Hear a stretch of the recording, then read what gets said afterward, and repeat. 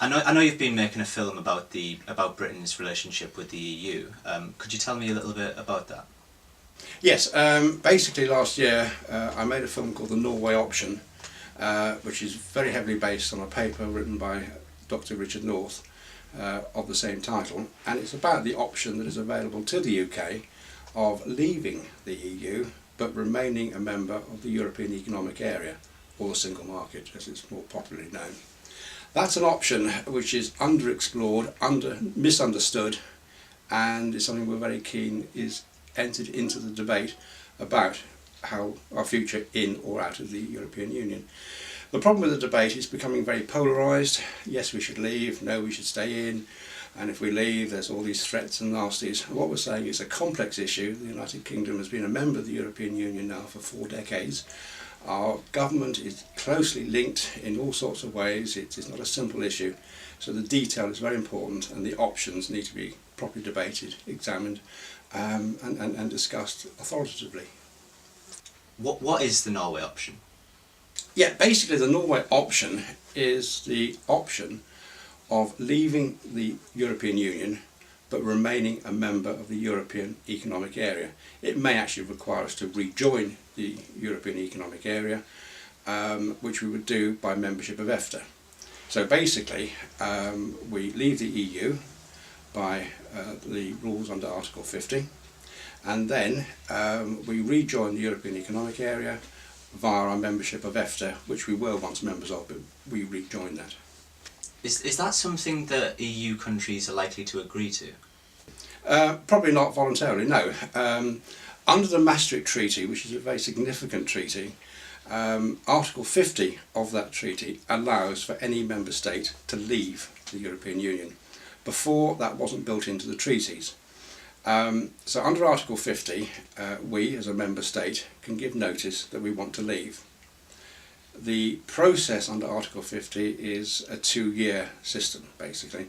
Now, because of the complexities, I think we'd be hard pushed if it came to it to go through all the detail of leaving within 2 years. But under the provisions of Article 50, it's a 2-year process. How that actually works is something that is yet to be worked out and yet to be discussed. But in principle, what we're saying is we leave the EU under Article 50, join EFTA, and then rejoin the European Economic Area. The criticism sometimes offered about this kind of idea is that countries like Norway actually voluntarily accept a lot of the regulation anyway. What do you think about that? Yeah, okay, that's something that is often talked about. In fact, David Cameron, back in January in 2013, when he said that there would be a referendum on leaving the EU, at the time it was rather a vague statement and lots of ins and outs. But basically, what we did is we went over to Oslo, we talked to academics, we talked to government ministers, we talked to business people, we talked to campaigners, and we looked at the issue in detail. And what we put into the film, including a lengthy interview from a Minister of State in Oslo, and people that have studied the issue, is that Norway has considerable influence in the EU, but it has the option about what it takes on board. Now, because it's within the European Economic Area,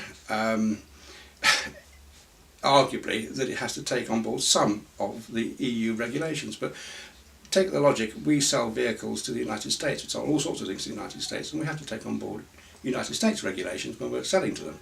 That's what happens. What we're advocating in the Norway option is that we leave the political EU, but we continue to trade with the single market.